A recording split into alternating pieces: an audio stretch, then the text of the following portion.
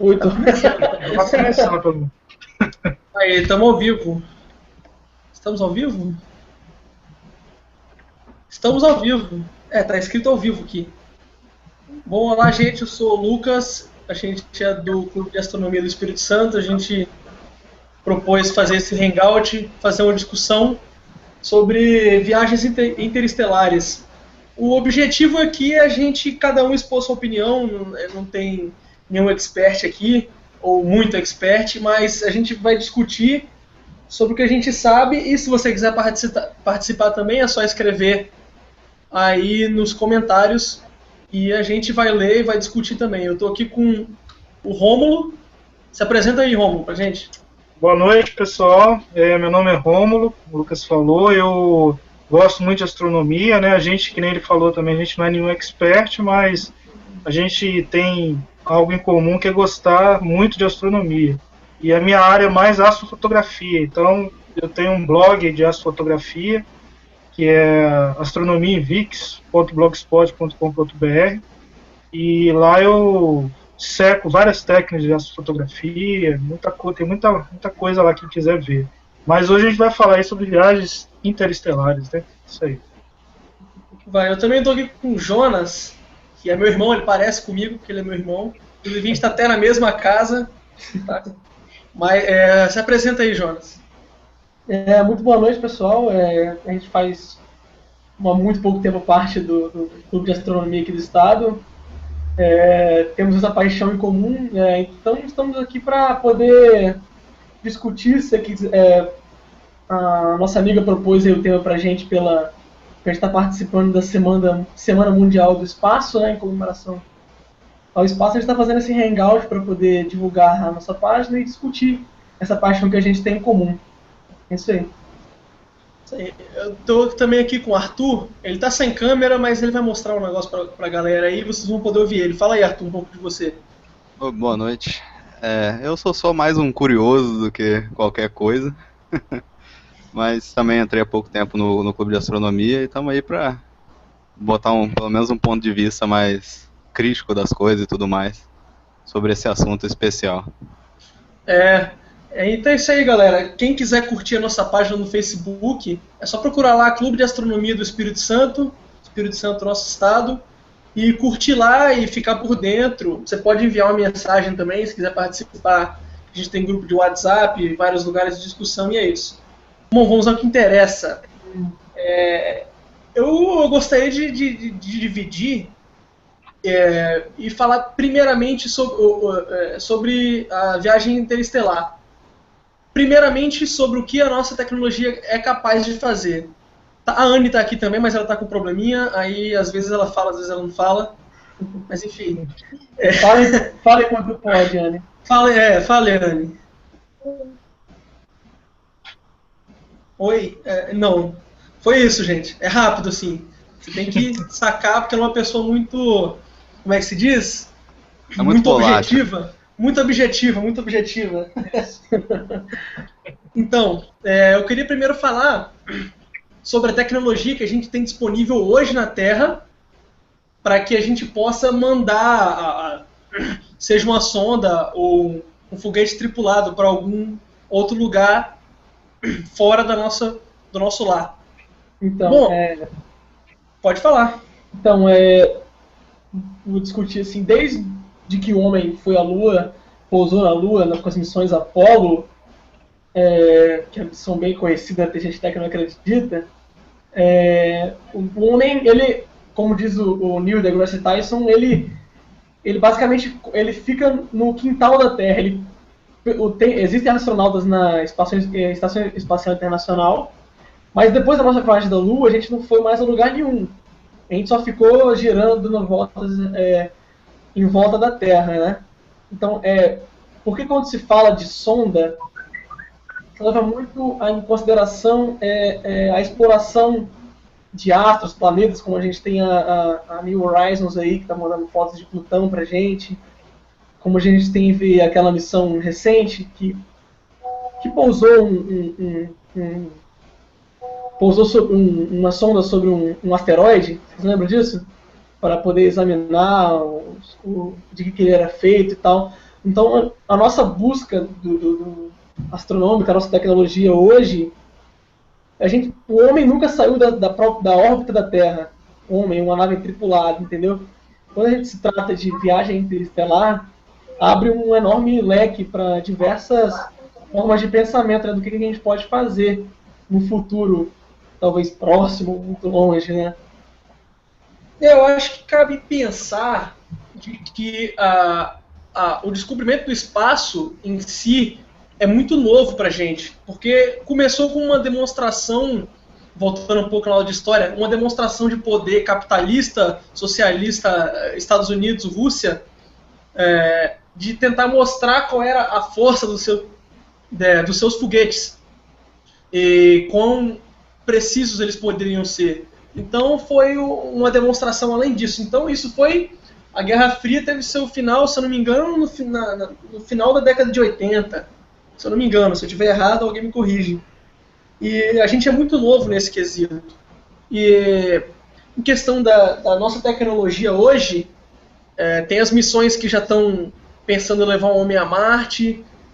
Enfim, a nossa tecnologia é boa, mas ainda não é suficiente. O Romulo, se quiser falar. Você falou bem, Lucas, porque realmente, assim, infelizmente, né, foi a guerra que fez aquele desenvolvimento todo da aeroespacial na época, né? Os Estados Unidos, em menos de 10 anos, né, ele começou praticamente do zero, né, que foi na década de 60, e em 1969 o homem pisou na Lua. Então, assim, foi um fato histórico incrível, né? Você pensar, né, toda aquela tecnologia desenvolvida em tão pouco tempo. Hoje não existe mais assim nenhum apelo do ponto de vista econômico, que o homem vantajoso para que o homem busque outros planetas, né?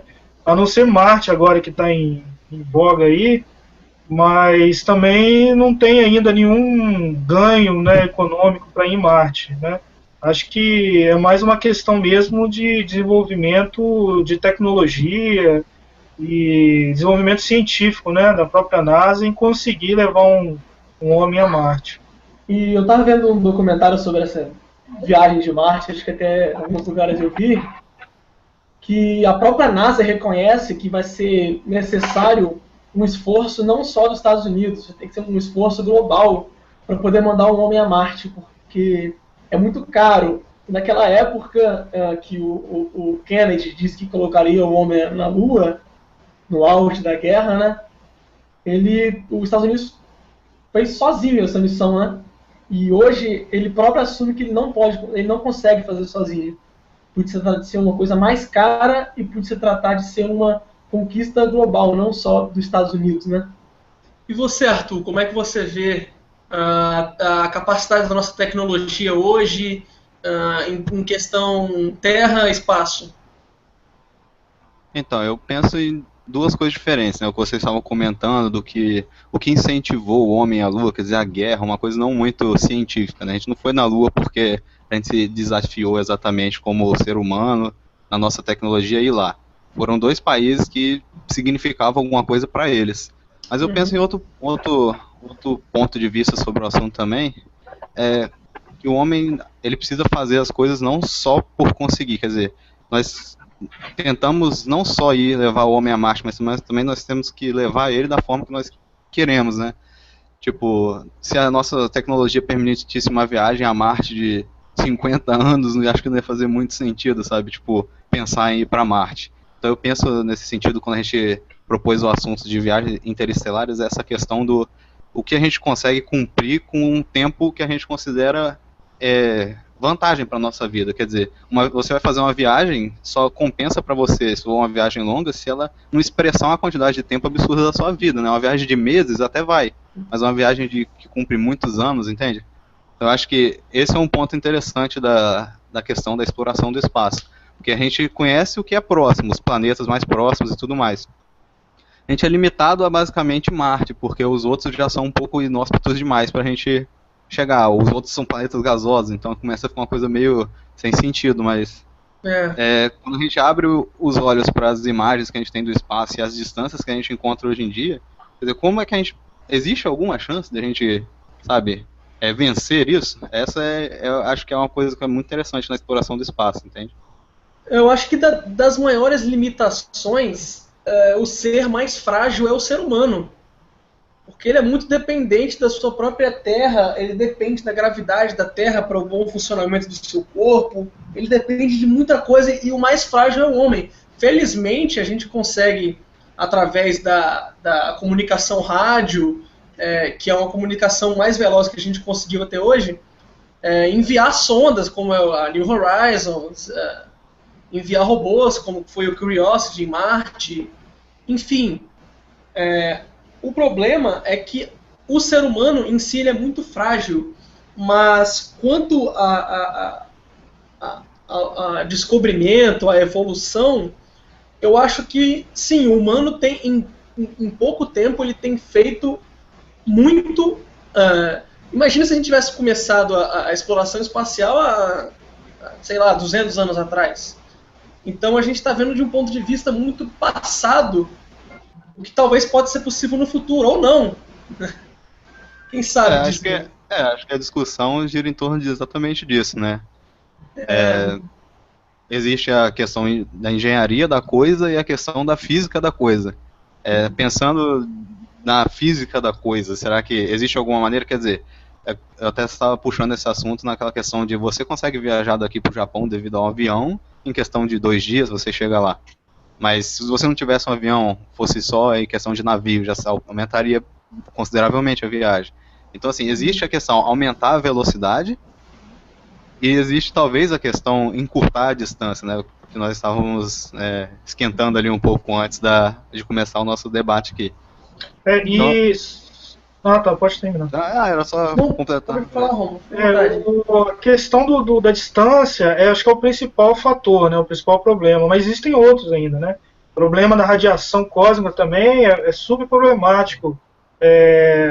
O homem não consegue ficar muito tempo dentro de uma nave recebendo radiação, e por mais que tentem proteger essa nave, né, da radiação cósmica, ela acaba, com o tempo, ela é absorvida pelo organismo.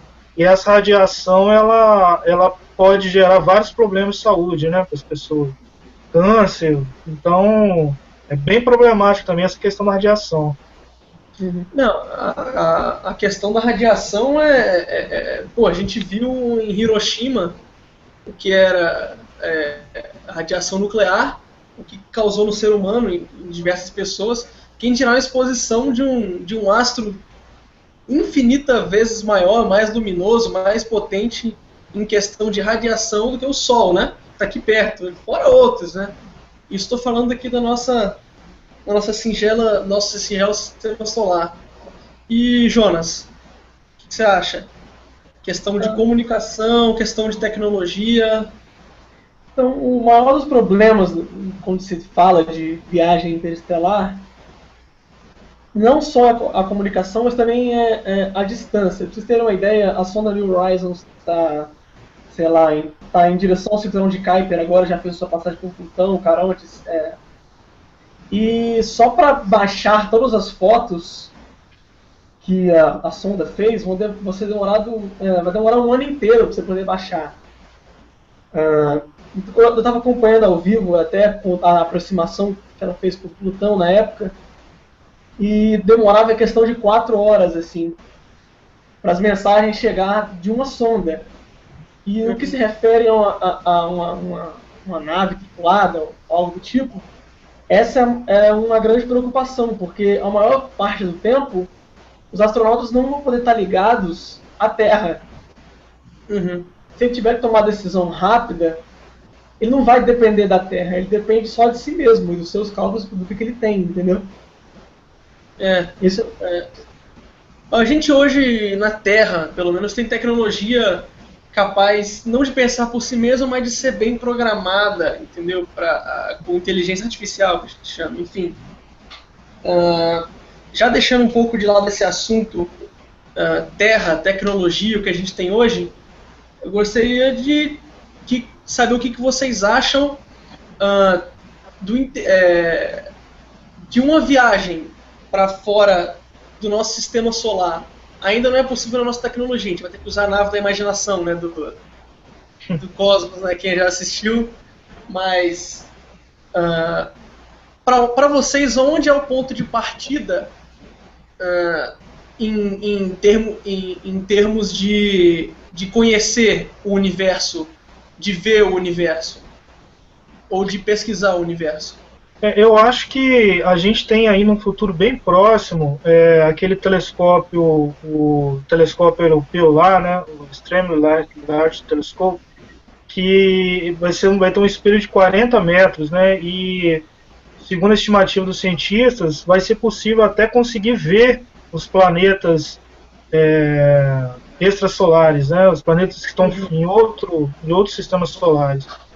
E aí eu acho que a gente vai poder conseguir saber com grande chance se aquele planeta tem vida ou não. E de repente seria uma ponto de partida aí, né? Começar a vasculhar aí os planetas mais próximos e tentar acertar um que tenha a maior probabilidade de vida possível. Quem sabe aí no futuro, quando, né, a gente tiver tecnologia para isso, a gente poder fazer essa viagem interestelar finalmente. A gente viu recentemente, divulgaram em várias páginas e tal, que os cientistas tinham descobrido vários planetas extrasolares, só que numa região habitável do sistema solar em que eles participam, né? Uma outra questão de viagem interestelar, se perguntar assim, para onde assim se imagina que o homem pode ir? Porque já foram... Eu acho que o que tem que ser determinado se a gente está querendo conhecer o universo, ou a gente está procurando um novo lar, ou a gente está procurando vida, entendeu? O que seria para vocês o chute inicial? Tipo, a gente tem o Hubble hoje em dia, ou esse telescópio novo, a gente já tem vida lá. Para vocês, esse é o ponto de partida? A busca pela vida, a busca pelo lar, ou a busca pela ciência? O que é para vocês? Para mim é a busca do que a gente encontrar. Eu não sei se tem vida, não sei se tem Achou, lá. tá bom, né? Achei, é isso aí que nós temos que impulsionar, entendeu? Tem até um lance, né, que acharam água em Marte, o pessoal tava querendo trazer aqui pro Espírito Santo que tá faltando. Mas... E para você, Romulo, o que é o ponto de partida da busca do universo? Eu acho que é a vida, né? Isso daí acho que é o tema que mais permeia a nossa história, né? É a questão de se existe vida fora da Terra, né?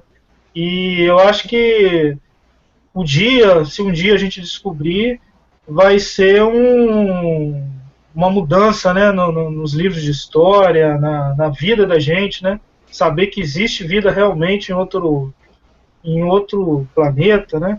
E aí eu acho que o que move a gente é isso. Eu acho que o dia que a gente tiver certeza, ou quase certeza disso aí, eu acho que o homem vai empenhar muito dinheiro e muito futuro da gente nisso aí, né? Até porque tá longe ainda, né? Mas um dia o Sol ele vai diminuir a energia dele, né?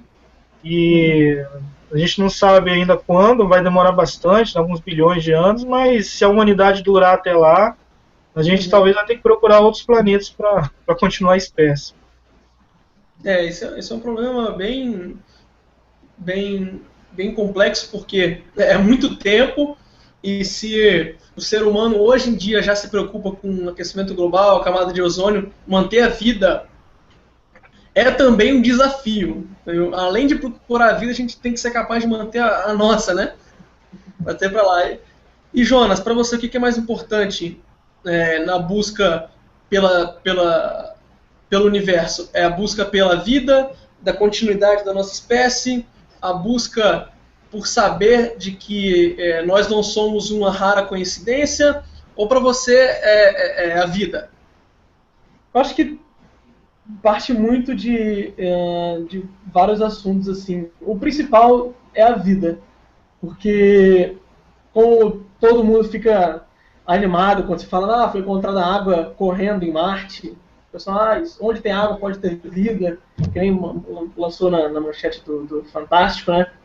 Porque mesmo que a vida seja bacteriana, dentro do nosso próprio sistema solar, eu já vejo que é um ponto de partida a se pensar, porque você vê, até 2014, março de 2014, eles já tinham conseguido encontrar 1779 planetas que orbitam outros sóis. Então, se a vida não é rara no nosso sistema solar, que é o nosso quintal, quer dizer que a vida não é rara no nosso universo, entendeu? Por isso é tão importante entender porque, mesmo que a vida bacteriana que nós podemos encontrar é tão importante. Mas eu acho que quando se trata de viagem muito longa, viagem interestelar para outros planetas e tal, acho que se trata mais não só da exploração, mas do que se pode obter com isso, entendeu? Por exemplo... Pode falar. Eu digo, como que eles dizem, por que eu teria que lançar uma missão, igual a gente lançou a Apollo, mas foi por uma demonstração de poder para dentro da nossa própria Terra, entendeu? O motivo foi a demonstração de que o capitalismo era o bicho, entendeu? Eu não vejo por que... Tudo bem que procurando as coisas no universo, procurando elas na ciência, talvez a gente encontre coisas que sejam boas pra gente, entendeu? Para aplicação da nossa vida na Terra, ou que se desenvolva uma tecnologia. Eu sei que assim, vou até perguntar para vocês, pode até parecer meio óbvio, os programas espaciais, desde a Voyager, que é mais antiga ainda, desde dos rovers na Lua, da União Soviética e dos Estados Unidos, desde isso, vocês acham que a tecnologia na Terra evoluiu por conta disso, pela procura espacial, ou ela evoluiu para o bem próprio da Terra? Assim, em que a gente ganhou indo à Lua? Eu acho que teve uma evolução de todos os sentidos, né, na Terra, assim, com certeza. Materiais novos foram criados, né? A NASA, quando desenvolveu a missão Apollo, ela teve que desenvolver vários materiais novos, né? E esses materiais são utilizados por a gente até hoje. Então, houve em todas as áreas, né? A própria área de foguetes, aviação, e várias coisas, né, que a gente não entendia, né? A gente começou a entender com relação à ciência, né? Então, acho que houve um ganho nas nossas vidas muito grande, sim, com certeza. Arthur, pode falar, menino. Não sei se eu entendi exatamente, mas eu acho que, sei lá, tipo, a tecnologia que a gente usa na nossa vida, eu acho que tudo é uma consequência. Quer dizer, a internet que a gente usa hoje para fazer essa conferência, ela não foi feita com o intuito de comunicação para nós, ela foi feita com o intuito de comunicação militar. Então, se você pensar, tudo começou com a questão de interesse, assim, nós precisamos de alguma coisa para ter vantagem numa luta. E aí daí, depois que isso aí já usamos esse recurso e já adquirimos o poder que a gente gostaria, aí agora vamos usar isso como produto e difundir isso. Eu vejo a internet como uma consequência disso. É aquela mesma história da exploração espacial, no caso da expedição até a Lua, ter sido uma mera disputa de poderes, ou pelo menos de aparência de poderes, né? Inclusive eu fiz um trabalho sobre isso no ensino médio, lá, foi tipo uma apresentação, que era sobre os 40 anos do homem na Lua e tudo mais. E uma das coisas mais frustrantes é você ver que depois que a gente foi à Lua, a gente quase, assim, na sequência de expedições à Lua, a gente não foi mais depois. Quer dizer, não existe mais o interesse. Quer dizer, a gente vai na Lua, pega umas pedras lá, fazemos uma avaliação, e só, não temos o interesse em evoluir nossa própria tecnologia de viagem até a Lua para encurtar mais essa viagem, por exemplo. Não é uma vantagem exatamente isso, mas todo o processo para você superar a dificuldade natural que é executar essa missão, com certeza gerou inúmeras vantagens, evoluções tecnológicas que foram exigências. A gente não temos a tecnologia necessária para dar o próximo passo. O que a gente vai fazer? Vamos ter que criar. Aí você cria, executa o passo. Nossa, deu certo, a tecnologia é boa. Aí pega ela agora e olha para o que a gente já faz no nosso cotidiano. Você vai ver que quase tudo é assim. Só uma dica aí para quem está nos ouvindo aí, tem uma série bem legal que já que a gente está falando sobre viagem do homem à Lua, né? Que chama From the Earth to the Moon, né? Seria do homem da Terra para a Lua. E é uma série de mais ou menos uns 10 capítulos. Ela conta em detalhes como é que foi as missões Apollo, e conta bem no início as missões Gemini, né? Que deram início às missões Apollo. E essa série é muito legal. Ela é produzida pelo Tom Hanks. E ela conta assim, desde o projeto inicial, né, como é que foi feito, todos os treinamentos que eles tiveram, inclusive um acidente bem grave no início, né, que 3 astronautas morreram dentro da Apollo, né, que ela pegou fogo, ainda na Terra, né, não tinha nem sido lançada ainda, e mostra toda a corrida espacial, a Guerra Fria. É bem legal essa série aí, quem quiser procurar lá no Google, lá, é só digitar lá que vocês acham. É bem fácil e vale a pena. Para quem gosta de astronomia, é um prato cheio esse aí. Se tiver o DVD, compra. E nós estamos aqui estimulando a pirataria também, né? Procura o DVD aí, baixa. Uma coisa curiosa, assim, que é uma aflição que eu vou compartilhar com vocês aqui. Que hoje eu estava numa aula, curiosamente, sobre estrutura da matéria, e um dos assuntos era modelo atômico do hidrogênio segundo a mecânica quântica. Nada disso eu vou entrar em detalhes, mesmo que eu não sei, mas... Você devia saber, né? Mais ou menos, né? Não, na verdade. Para engenharia, que é o que eu faço, é só mais geral, assim, não existe nada específico. Mas, enfim. E aí, uma das coisas que o professor precisou explicar foi uma questão de a massa... até esqueci o nome, mas é você botar aproximar um centro de massa num sistema, por exemplo, de 2 corpos de massa, um com uma massa muito maior do que a outra, você considerar que o centro de massa desse sistema é no próprio centro do corpo de massa maior. Aí você precisa criar uma massa, que ele chama, agora eu lembrei o nome, massa reduzida. E aí eu fiquei meio, assim, bolado no popular com essa questão da massa reduzida, porque eu falei, cara, o que é isso? Pra que isso? Não sei o que, eu não tô entendendo esse negócio. E comecei a discutir com ele lá, fiz uma pergunta idiota, como sempre. E daí surgiu um assunto curioso, porque eu comecei a falar com ele sobre uma coisa que aconteceu lá no simpósio de astronomia que o Goa fez, que eu fui na palestra sobre a equação de Dirac e tudo mais, e uma das coisas é como o sistema solar, ou então a estudo de sistemas caóticos e tudo mais. Aí o professor ficou um pouco maluco e propôs, assim, perguntou uma coisa para mim, se eu sabia se essas expedições, assim, com sondas e tudo mais, se eles consideram, por exemplo, a influência da massa de corpos fora do sistema solar. Quer dizer, porque a princípio, para você fazer uma consideração dessa, você teria que saber a distribuição de massa no universo. Aí eu já fiquei completamente puto com ele, porque eu não ia ter a menor ideia de como responder uma pergunta dessa. Falei, sei lá, professor. Ele falou, acho que sim. Eu, tipo assim, eu fiquei meio aflito, assim, pô, será que os caras chegam a esse nível de detalhe, assim, de, sei lá, por exemplo, a sonda está se afastando do nosso sistema solar. Eu não sei o que vem depois dali, em questão de massa. Eu não sei qual vai ser a próxima influência gravitacional de importância. Como é que eles se adaptam a isso? Eu acho que na sonda que é a que está mais longe, que já saiu do sistema solar e tudo mais, eu acho que inclusive não existe isso. Eu acho que ela está indo e se der azar, deu azar, entendeu? Ela vai mostrar até onde ela for, se eu não me engano. Eu também não acredito que eles tenham ciência da influência de todos os astros indiretamente na vida ou no sistema que a gente vive, né? Mas bem, temos a tecnologia, temos um lugar, e aí? Por que nós vamos? Eu tô dando um comentário aqui que deixou no YouTube, se eu não me engano, foi o... Deixa eu pegar o nome dele aqui. Foi o Iago Souza. Iago Souza, obrigado pela sua participação. Ele disse que Stephen Hawking disse que se os humanos não exploraram o espaço, nós seremos extintos. Então, falando assim sobre esse lance de colônias em outros planetas e tal, você pode pensar que, e de tecnologia também, como eu vi naquele Man on Mars, eu vi no Netflix, um documentário que tem sobre essa corrida que eles estão tendo para querer lançar o Homem em Marte em 2033.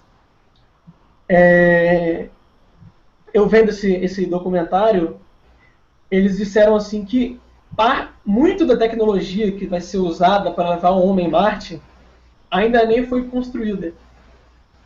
Não existe. Eles estão se desenvolvendo com o tempo. Então, é basicamente como o homem trabalha. Ele bota um objetivo, não, desse objetivo eu tenho que... E aí a tecnologia é desenvolvida. Entendeu? Porque eles pensam em Marte, como até lançaram um tempo atrás, a campanha para quem quiser fazer a primeira colônia em Marte, a viagem sem volta e tal. Eles falam de Marte. O que eles pensam em Marte é justamente esse refúgio da Terra, né? Por ser um planeta muito parecido, entre aspas, com a Terra, eles pensam... O que eles pesquisam, o que eles veem, é se a vida humana é possível em Marte, né? Então, assim, do que se trata em viagem interestelar, se abrem muitos leques, assim. Como no próprio filme Interestelar, né? O filme Interestelar, que ele procura vários planetas em que possa ser habitável, já que a Terra não é mais habitável, né? Aí se abre aquele leque para várias teorias de viagens mais rápidas, de buracos de minhoca, teoria das cordas. E aí entra toda essa discussão, né? Sobre as tecnologias e tal, sobre teorias. Até a gente estava conversando com você, o Rômulo, antes. Acho que ele pode falar um pouquinho melhor sobre velas solares, né? Como é que é?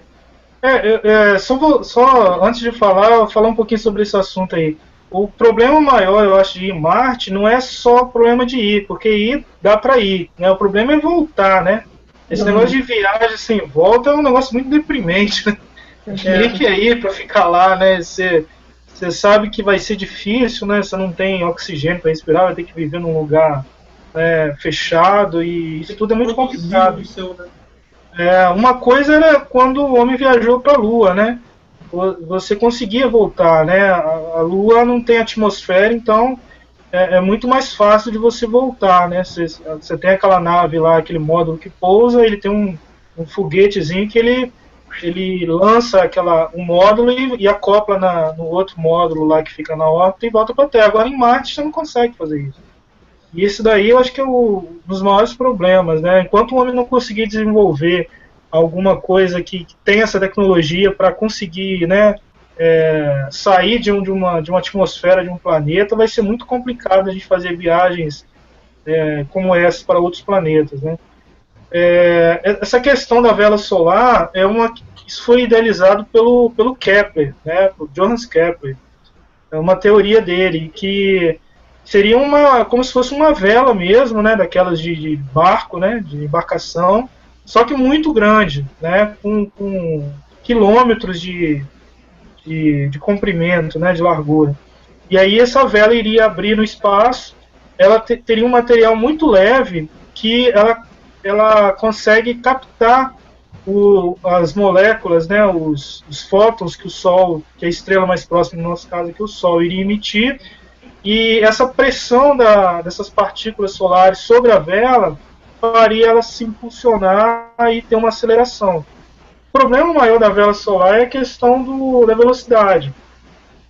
Como a pressão, né, dessas partículas na vela não é tão forte como a propulsão de um jato, né, por exemplo, essa velocidade é muito pequena.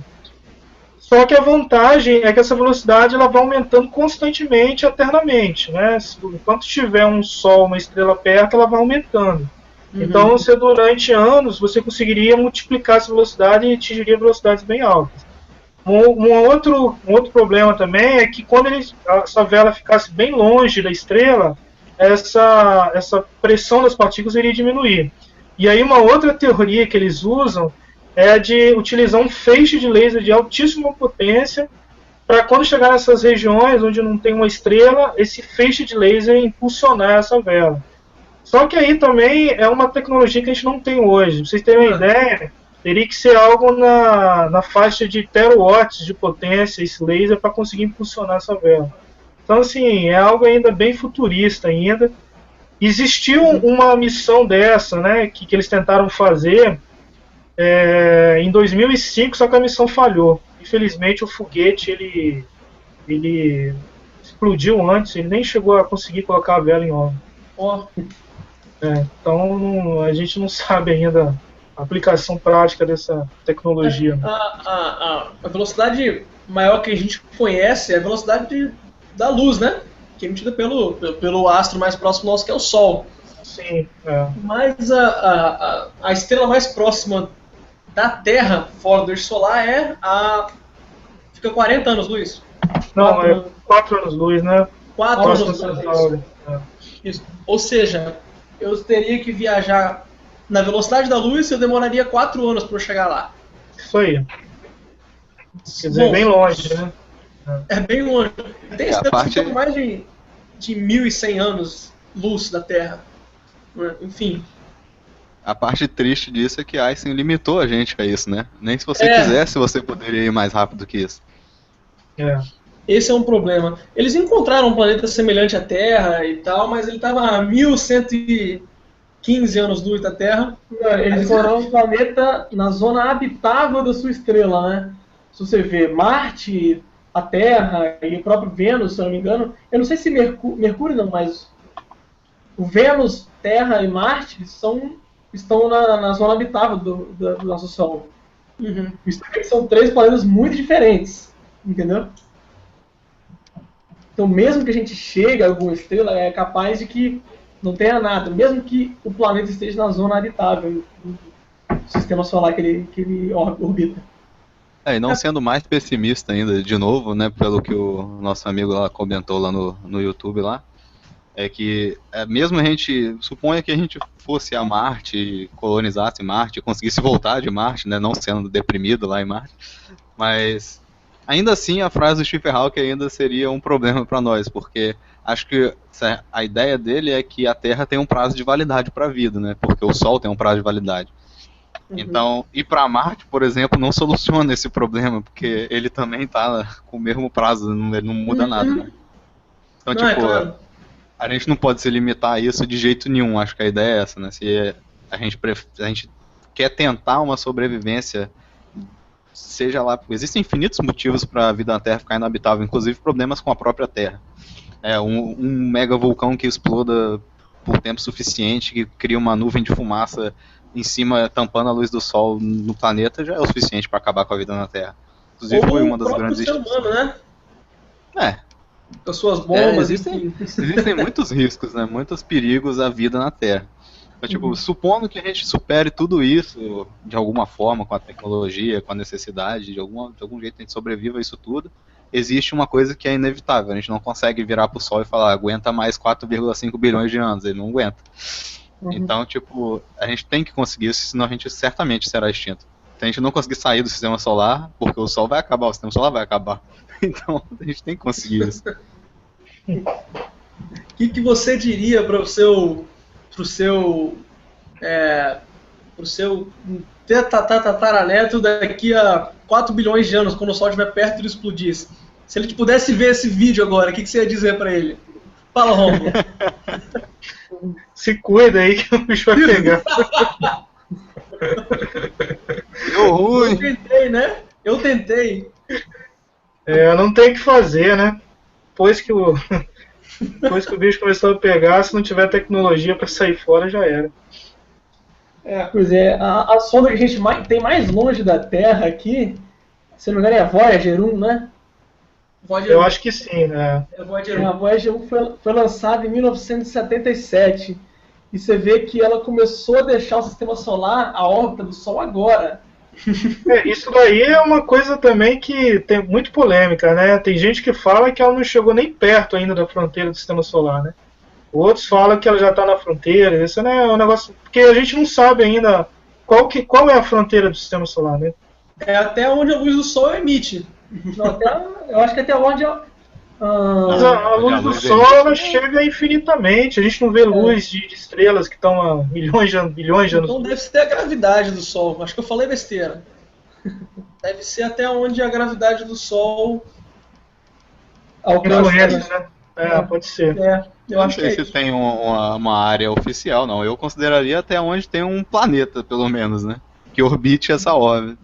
Orbite a órbita é uma coisa meio redundante, mas... Porque também tem os cinturões de asteroides que, se não me engano, Pois é. vêm depois dos planetas, né? Então acho que É, até isso que eu onde ia falar. tiver corpo sobre influência dele, onde não tem um corpo maior para influenciar mais do que ele, eu acho que sim, acho que ainda é sistema solar. Eu não sei se tem uma definição. Deve ter, não? Uma definição oficial mesmo, assim. Quem tiver aí, escreve aí, ó, que quer deixar um recado para algum descendente seu para daqui a 4 bilhões de anos, você pode escrever aí. Talvez ele leia, a gente leia aqui também. Por isso, a gente pensando aqui, a Voyager, pra eu ter uma ideia, ela viaja a 62 mil quilômetros por hora. Que pra gente aqui é muita coisa, né?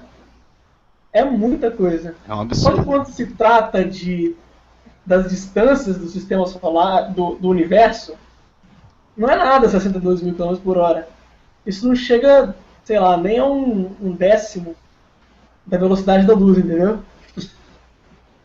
A velocidade da luz, se não me engano, é 300 mil km por segundo, né? É isso aí. Não chega nem perto, assim. Então, o que o ser humano tem hoje, que se aproxima mais da velocidade da luz, são as comunicações de rádio, assim, não é isso? É o rádio? É isso, é o rádio. Onda de rádio. Então, desde quando se começou, eu vi até no Cosmos isso, com o Neil deGrasse Tyson, desde que quando se começou a lançar sinais de rádio no espaço, essas frequências já atingiram, teoricamente, outros planetas, outros sistemas. Agora, a questão é se existe vida, não só vida, mas vida inteligente que possa Recepcionar isso. recepcionar o que a gente está mandando, entendeu? Esse é um problema complexo, diríamos, né? Já pensar em vida microbiana já está difícil, acho que um passo de cada vez, né? Acho que nesse assunto começa a ser mais uma questão de especulação nossa mesmo, assim, de cada um, do que uma coisa de fato, né? É possível. A vida, para nós, é rara ainda e a gente tem que dar muito valor para ela. Então você que está aí perto da sua mãe, dá um beijo na sua mãe agora, fala, mãe, espalha tudo para mim. Bom, então... Chega e pergunta pra ela, né? Que mensagem você deixaria pro seu neto daqui a 4 bilhões de anos? Imagina, eu não sei, eu honestamente não sei o que eu diria, né? Bom, espero que eles tenham conseguido um novo lar, ou se eles já morreram, enfim. Pro meu último descendente que vê isso. Eu tentei, né? Enfim, a gente definiu aqui o que a gente tem, a nossa tecnologia, o que nos move e, enfim, eu acho que ficou bem claro aí para todo mundo que participou, que mandou sua mensagem. Eu acho que já está bom para a gente encerrar por aqui. Eu vou dar uma consideração final, vou dar um tempo para o Romulo, para o Jonas e para o Arthur falarem. A minha consideração final é que, como a gente viu, por enquanto, o único lar que a gente tem é a Terra e a gente tem que cuidar bem dele para que nosso descendente receba a nossa mensagem também, né? E que a gente, ao estudar o universo, a gente também consegue estudar a nós mesmos, ou seja, o valor que nós temos que dar para esse encontro grande de coincidências. Uns chamam de Deus, outros chamam de, enfim, esse grande encontro de coincidência para a gente dar valor à vida que a gente tem e à vida do próximo. Então, ame mais. Rômulo. Legal a mensagem. Eu segurei aqui para não chorar. Mas, pessoal, eu assim, tô bem feliz de ter participado aí do nosso primeiro Hangout. Espero que tenha muitos mais, né? Astronomia é um tema fascinante, fantástico, né? Eu trabalho numa área que não tem nada a ver com astronomia, mas astronomia é uma coisa assim que move a gente porque fala de tudo que é relacionado a gente, né? Fala do nosso passado, do nosso presente e fala do nosso futuro, né? Então é algo bem fascinante mesmo. E a gente tem tantos assuntos para falar de astronomia, né? São assuntos infinitos. A gente pode ficar aqui o ano inteiro falando que vai continuar tendo assunto, tendo dúvidas sobre astronomia, porque é algo, né, realmente infinito, não tem fim. A gente vai estar sempre discutindo sobre isso e tá sempre e é algo também bastante excitante. A gente está sempre descobrindo coisas novas, né? Sempre. Cada dia aparecem coisas novas aí sobre astronomia. E vamos continuar fazendo aí. Eu não sei o que o Lucas, o Jonas e o Arthur pensam aí, mas sempre tem temas, né, que a gente pode parar de vez em quando aí para conversar sobre astronomia e fazer outros hangouts aí. Valeu, pessoal. Obrigado aí por ter acompanhado a gente aí. Deixa o link do seu blog aí, Romulo. Ah, tá. Vou colocar aí. Beleza. Fala, Jonas. Queria agradecer a todo mundo que acompanhou, que mandou sua mensagem, né? O tempo que foi pequeno, porque se ficar muito grande depois, porque o Hangout gera um vídeo, né? A pessoa vê um vídeo depois de 2 horas, não tem como, né? Eu queria falar que é bem bacana estar aí discutindo esse tema com amigos que a gente aprendeu essas amizades que a gente constituiu graças à astronomia, né? Então, o que eu posso falar é que a curiosidade é que move o homem, entendeu?